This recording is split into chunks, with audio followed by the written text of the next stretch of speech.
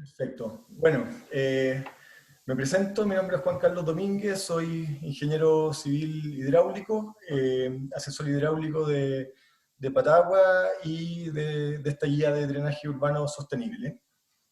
De lo que voy a hablar ahora es un poco una revisión de conceptos claves que tienen que ver con la caracterización de las precipitaciones. Entonces, dentro de estos conceptos, bueno, el primero son las curvas IDF, de las cuales la gente que trabaja en hidrología o en hidráulica pueden estar bien familiarizados, digamos. Y los otros dos conceptos, que son el volumen de captura y la precipitación base, quizás son un poco más específicos al drenaje urbano sostenible. Entonces, bueno, para la gente que ya conoce la curva IDF, esto puede no ser mucho aporte, pero dado que hay gente también de toda la área, digamos, es importante revisarla.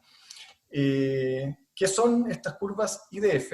Bueno, IDF viene de intensidad, duración y frecuencia, y son una forma gráfica de visualizar la intensidad media máxima de precipitación esperada en función de una cierta duración de tormenta para diferentes periodos de retorno. Ahora, un poco enredada esa descripción, pero ya un poco más adelante voy a explicarlo bien, digamos, cómo se leen, cómo se utilizan, digamos, y para qué sirven. Pero en el fondo es una forma de relacionar estas tres variables o estas tres características que tiene cualquier tormenta. Una tormenta se caracteriza por una cierta intensidad, una cierta duración y una cierta frecuencia o recurrencia, y eso es lo que un poco nos muestran estas curvas. Más adelante entro en el detalle de cómo se leen, pero lo que pueden ver acá, comparando por ejemplo las de Puerto Montt con las de Concepción, es que pueden haber diferencias bastante apreciables entre una y otra. O sea, ambos gráficos están más o menos a la misma escala y uno puede ver que, no sé, por ejemplo, bueno, después voy a explicar cómo se leen, pero que para duraciones menores, digamos, las intensidades en Concepción pueden ser mucho mayores que en Puerto Montt, a pesar de que en Puerto Montt anualmente llueva más. Eh, Antes de seguir explicando las curvas IDF, hablé recién de lo que es periodo de retorno y creo que es importante repasar este concepto porque algunas veces puede tener lecturas erróneas y es bastante habitual por el nombre que tiene. Entonces, el periodo de retorno, de esto se habla mucho en hidrología y en hidráulica para temas de diseño, pero es más o menos, o sea, significa, es el tiempo promedio esperado para que se supere un evento de cierta magnitud. Y puede ser, por ejemplo, para que se supere una precipitación, un caudal o una altura de agua. Entonces, por ejemplo, un evento, que siempre se habla del evento de 100 años de periodo de retorno, que también se abrevia a veces como TR100 o T igual 100, entonces un evento de 100 años de periodo de retorno se espera que ocurra o sea superado en promedio, y eso es bien importante, ya lo voy a explicar, una vez cada 100 años. O en otras palabras, también, que puede ser más fácil de entender, es un evento que en un año dado tiene una probabilidad de ser superado de 1 en 100 o de 1%. Bueno, una interpretación errónea clásica y bien común, digamos, es pensar que si yo tomo un periodo de tiempo de 100 años, me va a ocurrir uno de estos eventos, digamos, en ese periodo de tiempo. Y la verdad es que no es así. O sea, si yo tomo un periodo de tiempo de 100 años cualquiera, no sé, de 1800 a 1900, ese evento puede no ser superado nunca, digamos, puede ser superado una vez, dos, tres o más veces incluso. De hecho, bueno, matemáticamente, la probabilidad de que un evento de 100 años de periodo de retorno ocurra una o más veces en un periodo de 100 años es de un 63%. O sea, ¿qué quiere decir esto? Que si yo tomo un periodo de 100 años, no es seguro que ocurra el evento de 100 años de periodo de retorno, digamos, sino que hay una probabilidad de que ocurra o no. Bueno, la derivación matemática no está acá, no, la verdad no me voy a detener mucho en eso, pero matemáticamente uno con estas fórmulas como llega a este 63%. Ya. Voy a explicar cómo se construyen las curvas de IDF porque quizá de esa forma es más fácil entender también qué es lo que significan y para qué se usarían. Entonces, el ideal para construirla sería, digamos, tener un pluviómetro, un pluviógrafo, digamos, que nos genere, digamos, un registro continuo de precipitaciones. O sea, yo tengo el registro, digamos, de precipitaciones discretizadas, qué sé yo, bueno, depende de ahí de la resolución del papel lo que uno pueda leer, pero ojalá tener cada 15 minutos, una hora, etcétera. Entonces, la idea es que este instrumento va registrando continuamente la precipitación. Eh, lo que tengo que hacer, entonces, si quiero obtener curva IDF a partir de este registro, es analizar, digamos, bandas dentro de este registro con ventanas móviles. Entonces yo, por ejemplo, comienzo con una ventana de medición de 24 horas. Quiero saber cuál es la precipitación máxima de 24 horas. Entonces, imagínense que yo tengo este registro, digamos, completo, que yo acá estoy cubriendo el año entero. Yo tomo esta ventana de 24 horas y la voy moviendo a lo largo de todo el año hacia adelante, hasta que encuentro dentro del año cuáles fueron las 24 horas con mayor cantidad de precipitación. Y registro, digamos, ese número.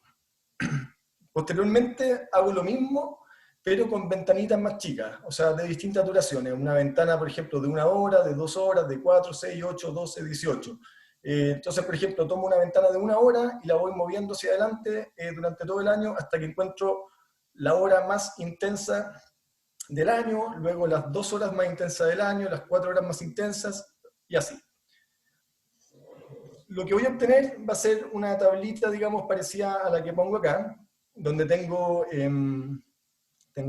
todos los años, digamos, de los cuales tengo registro, y bueno, acá tengo que el año 82, por ejemplo, la peor hora fueron 8 milímetros, las peores 6 horas de ese año fueron 35 milímetros, las peores 24 horas, digamos, o sea, no peores, pero más intensas, que a veces puede ser peor, 59 milímetros.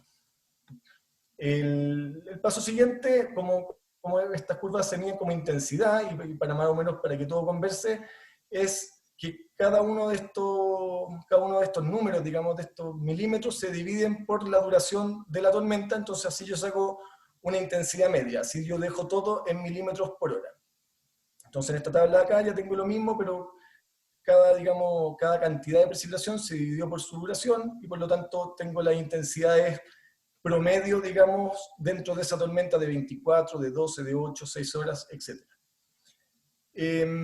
Algo que uno ya se puede ir dando cuenta acá es que las tormentas con menores duraciones, digamos, con duraciones más pequeñas, son más intensas, digamos, que las con duraciones mayores. O sea, a menor duración hay mayor intensidad.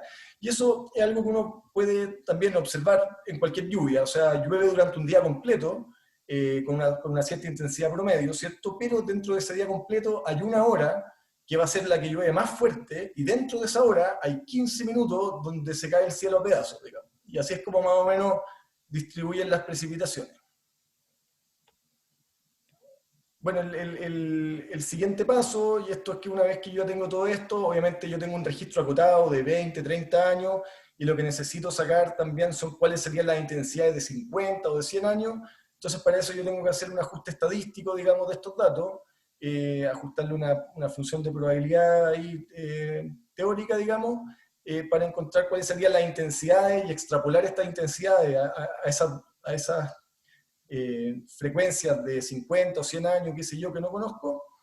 Y una vez que ya tengo digamos, mis intensidades, digamos, para distintas duraciones y para todos los años, ya puedo graficarlas, digamos, y construir estas curvas. Entonces, estas por lo general se construyen o se grafican según el periodo de retorno. Entonces, cada curva corresponde a un periodo de retorno distinto, y yo puedo ver entonces para cada periodo de retorno cuál, digamos, sería mi intensidad para una cierta duración.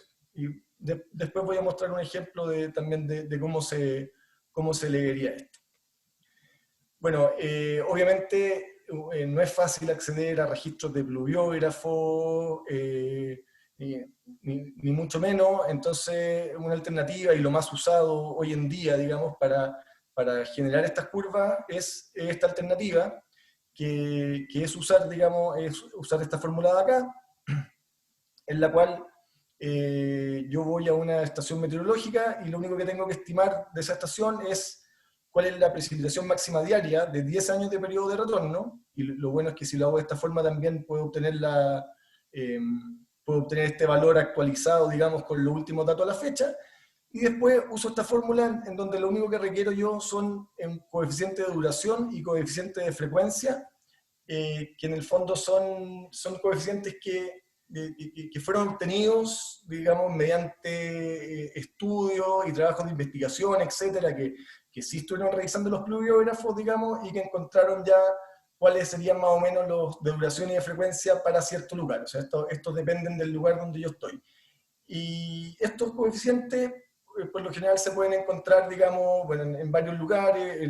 Pueden estar en los planes maestros de agua y lluvia, en el manual de carreteras del MOB, por ejemplo, etcétera, etcétera. Entonces, así es como realmente se hace más en la práctica, digamos, cuando uno no tiene acceso a estos pluviógrafos. Y bueno, esto asume también que estos coeficientes se mantienen más o menos constantes en el tiempo, digamos, y no van a cambiar, digamos, lo que sí puede cambiar más, digamos, que sí puede ser más variable, como vimos antes, en el cambio de precipitaciones, es este de acá, que es la precipitación, eh, la lluvia máxima de. Ahora, bueno, no necesariamente, digamos, hay que construirlo uno mismo. Estas curvas uno las puede sacar de distintos lugares, pero bueno, ¿para qué sirven realmente? Son bastante útiles en el diseño hidráulico. Sirven para, por ejemplo, para la elaboración de tormentas de diseño. Por ejemplo, si uno quiere hacer una tormenta con el método de bloque alterno, bueno, son cosas más específicas. Sirven para poder calcular caudales a través de modelos de precipitaciones correctivas, con un método del hidrograma unitario, por ejemplo, o el método racional, y sirven obviamente para el diseño de obra hidráulica y para el diseño también de la infraestructura verde. Entonces, bueno, ¿cómo se usan? Acá tengo como ejemplo la curva IDF de Concepción, y la idea es que, no sé, si a mí me interesa, por ejemplo, cuál es la precipitación de duración de 4 horas y 5 años de periodo de retorno, yo voy a estas curvas y puedo obtener la respuesta. Y como me adelanté un poco antes, estas curvas IDF no hay por qué calcularlas cada vez, sino que se encuentran disponibles los planes maestros de agua y lluvia de los distintos lugares, en el manual de carreras del MOB, o en esta misma guía de drenaje urbano sostenible, donde de hecho se actualizaron estas curvas para todas las ciudades de la macrozona sur. Ahora hay una tabla que aparece en la guía donde aparecen estos valores, y haciendo esta presentación y esta revisión nos dimos cuenta que tenía ahí unos errores de tipeo que esperamos mandar corregido en una nueva versión. Pero la idea es que en esta guía van a estar estos valores, digamos, estas curvas IDF actualizadas para que se puedan usar para el diseño. Pasando ahora a lo que es el concepto de volumen de captura, que esto ya puede ser algo más novedoso, más específico del drenaje urbano sostenible. Bueno, ¿qué es el volumen de captura? Partir haciendo una introducción de que cuando se desarrolla una urbanización, la hidrología de la cuenca obviamente se modifica. O sea, por un lado hay un aumento de escorrentía o de cantidad de agua que escurre, producto de la impermeabilización, por los techos, por los pavimentos, estacionamientos, etc. Y por otro lado, además, se aceleran las crecidas por la eficiencia que tienen ciertos elementos de conducir la agua lluvia. O sea, una calle, una cuneta, un colector conduce agua lluvia mucho más rápido que el terreno natural. Eso se puede ver un poco acá en la gráfica a la derecha. Entonces, adicionalmente, además, las urbanizaciones traen consigo nuevos contaminantes que son propios de la zona urbana. Entonces, idealmente, una urbanización debiera mantener las condiciones hidrológicas de la cuenca lo más parecido posible a su condición natural. Y para ello, una alternativa es hacerse cargo de este exceso de volumen que hablamos, producto de esta impermeabilización, hacerse cargo de este exceso de volumen en el origen, a través de la retención, almacenamiento, infiltración o evaporación. Y este exceso de volumen del cual nos debiésemos hacer cargo en el origen me refiero a la red domiciliaria o a la red secundaria, es el que se llama volumen de captura o Water Quality Control Volume en inglés. Entonces, en síntesis, el volumen de captura corresponde a la cantidad de escorrentía que se genera en la red domiciliaria y secundaria, que debe ser manejada antes de su descarga hacia aguas abajo, con el objetivo de limitar el número de eventos que generan problemas, controlando especialmente las lluvias frecuentes. Y ese concepto de lluvias frecuentes también es importante y lo explico ahora. Bueno, el cálculo del volumen de captura se hace de la siguiente manera, digamos, o sea, en el fondo es multiplicar la precipitación base por el área impermeable, y acá hay un factor, digamos, que es simplemente para transformar unidades, para pasar esta precipitación que está en milímetros, para pasarlo todo a metros, digamos, y que este volumen de captura nos quede en metros cúbicos. Entonces, simplemente es la cantidad de agua, digamos, o sea, la precipitación base, que cae sobre esta área impermeable que se produjo porque yo puse pavimentos, calles, techos, estacionamientos, etc. Ahora, ¿cuál es esta precipitación base? Y este ya es el tercer concepto que es importante, digamos, revisar. Como vimos recién, entonces, la magnitud de este volumen de captura va a depender de la precipitación base que se considere. O sea, si yo considero una precipitación base muy grande, mi volumen de captura va a ser muy grande también. Y, bueno, en teoría sería ideal poder hacerse cargo de tormentas de cualquier tipo de magnitud, digamos, de cualquier tamaño in situ. Pero en la práctica esto resulta bien restrictivo. O sea, pueden resultar volúmenes de captura demasiado grandes y por lo tanto obras de control muy grandes, muy costosas, y con el problema de que muchas veces no se cuentan ni con el espacio ni con el presupuesto para llevarla a cabo. Como revisábamos al principio en la parte de las brechas, una de las brechas justamente era, oye, no tenemos espacio para hacer este tipo de obras. Y bueno, justamente eso pasa si es que uno está pensando, digamos, en hacerse cargo de todas las tormentas posibles, o de la tormenta de 100 años de periodo de retorno, por ejemplo, de 50 años, incluso de 25. Claro, ahí es muy probable que tengamos problemas de espacio, digamos, y de costo, además. Bueno, por otro lado, además, si es que yo diseñara todo, digamos, para las grandes tormentas, o sea, si yo quisiera capturar el volumen de las tormentas más grandes, la mayor parte del tiempo estas obras que yo haga, estas piscinas de retención o la solución que sea, digamos, van a estar siendo subutilizadas. O sea, van a estar siempre al mínimo capacidad, digamos, y en realidad este espacio se puede destinar para otras actividades. Entonces, la gracia es que el volumen de captura considera solamente esta precipitación base. Y esta precipitación base se define en base a eventos de precipitación que son frecuentes, digamos. O sea, tiene por finalidad capturar y retener finalmente un porcentaje importante de los eventos de precipitación de la zona. O sea, lo que más importa acá es capturar la mayor cantidad de tormentas que haya en una zona, pero no las tormentas más grandes.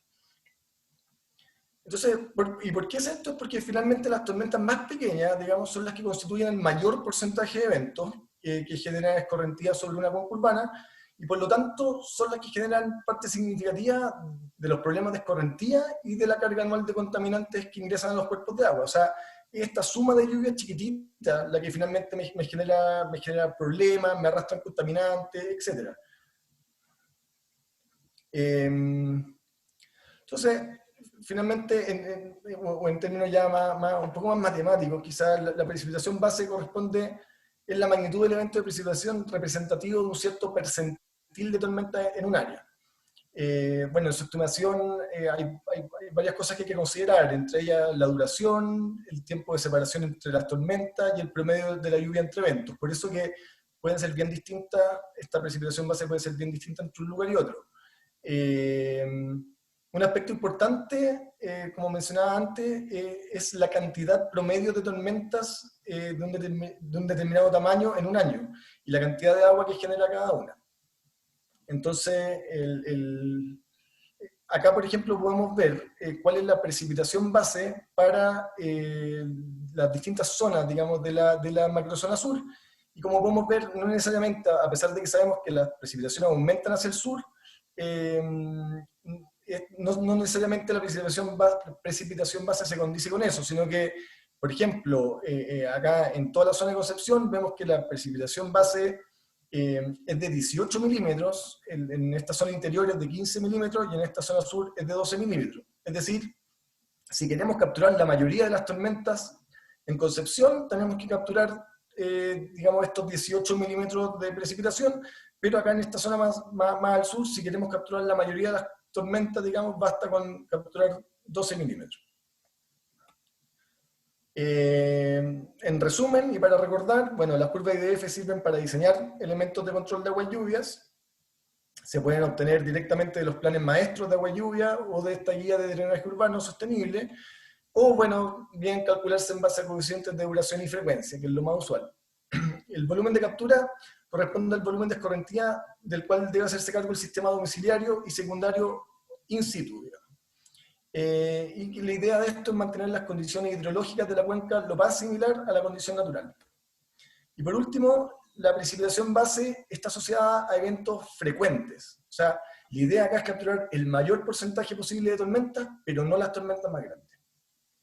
Eso sería, Catalina.